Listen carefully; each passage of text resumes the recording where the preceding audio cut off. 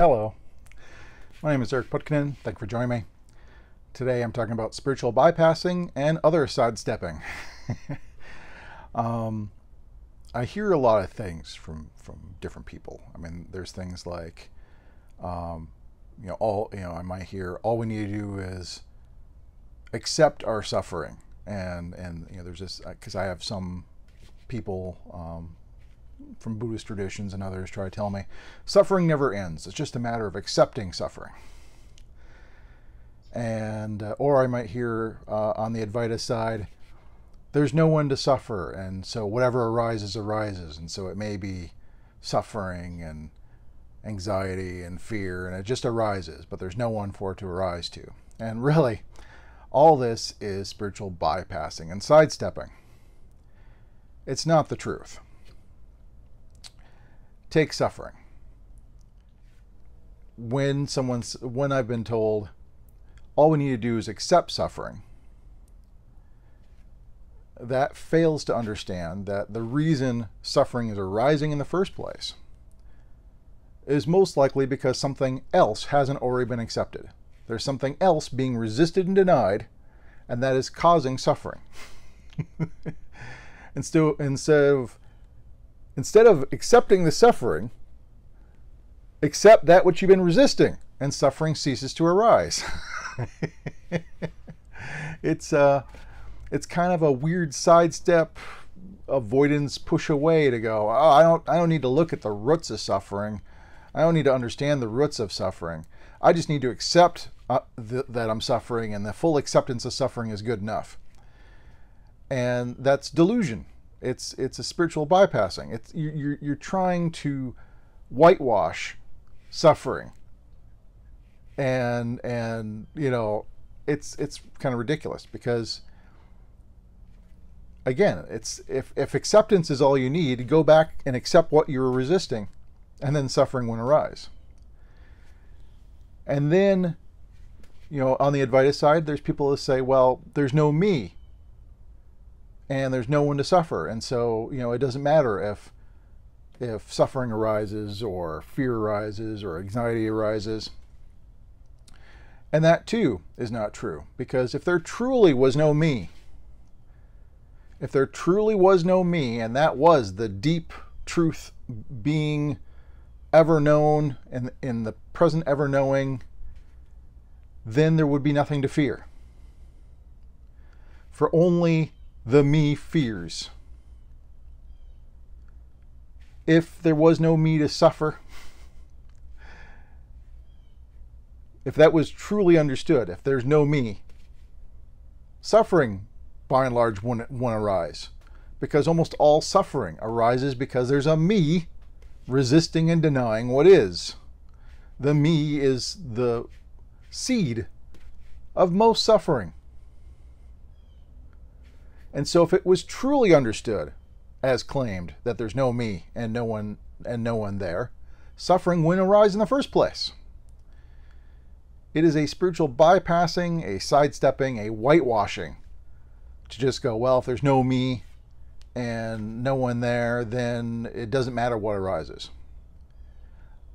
That's just sidestepping and not actually having the deep understanding, the visceral understanding that there's no me actually arise.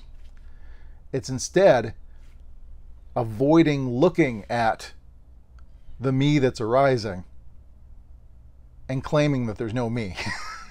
Because the me was there in order to resist and deny and cause suffering. If there wasn't a me, it wouldn't arise.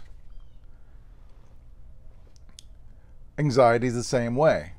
Anxiety and worry about the future. What will happen to me? It's all about me. Anxiety and fears, what will happen to me? What will I gain and lose? If there was no me, if that truly was the deep understanding, viscerally, experienced directly, an ever-present knowing, if that was truly what was going on, anxiety would not arise. By the very fact that anxiety, suffering, these things arise, proves that a me is believed somewhere. Somewhere within, you really do believe in this me. And instead of facing this and delving into this and going, okay, what is this that I really believe could lose? What is this me that is resisting reality? Instead of actually looking at it, instead, I find some people are putting on blinders and going, well, there's no me to suffer, and so whatever arises is fine. You're not looking at the me that really is believed then. You're just whitewashing it, basically, and claiming that you don't believe in a me, when if you really didn't believe in a me, this wouldn't be arising in the first place. And it's kind of a weird, backwards thing. I bump into this over and over again, as people come over the years. There is this further self-delusioning, self-blinding aspect of, oh, I just won't look at it. It doesn't really exist because there's no one there. That does not get at the root. That does not bring understanding. Because awakening, enlightenment, whatever label you want to use, all comes down to dispelling ignorance. And you do not dispel ignorance by claiming that ignorance doesn't exist, or not looking at the ignorance. Ignorance is never dispelled by trying to ignore it and whitewash it. You have to look at it, and you have to be brutally honest with yourself. You might want to believe there's no me and that there's no one there. But if there's anxiety, for example, a me is believed for that anxiety to arise. And claiming that there's no me will never get at the root of the anxiety, which is this me that's still believed. So you're never going to look at this me because you're trying to whitewash it and look away.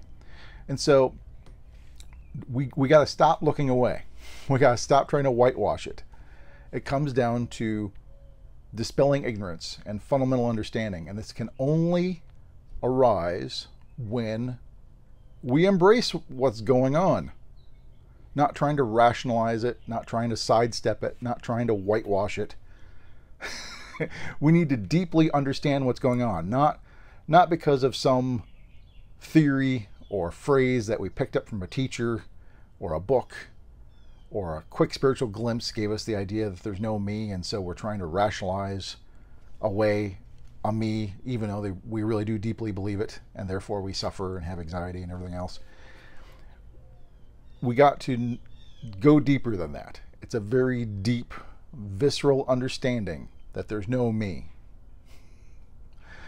And when this happens, anxiety falls away. Suffering falls away by and large. Loneliness, boredom, jealousy, lots of stuff fall away if there truly is no me. If there is still a remnant of a me believed, this stuff arises. And so it's got to be looked at. It's actually got to be embraced and delved into to see through the error. You got to see the false as false. And the only way to see the false as false is to deeply look at it, to actually look, investigate, and see, to observe what's going on. And we're only fooling ourselves if there's suffering, if there's attachment, if there's, anxiety, regret, all this stuff. If all this stuff keeps arising and we just keep chaining ourselves, there's no one to experience this, and so it doesn't matter. We're just fooling ourselves. We're just throwing ourselves deeper into delusion, because now we're not even looking at it anymore. We're just trying to bury our heads in the sand in the theory of non-duality, as opposed to truly understanding it, as opposed to truly seeing it, viscerally, knowing it. And so spiritual bypassing, this sidestepping, is a real thing, and many people fall into this trap.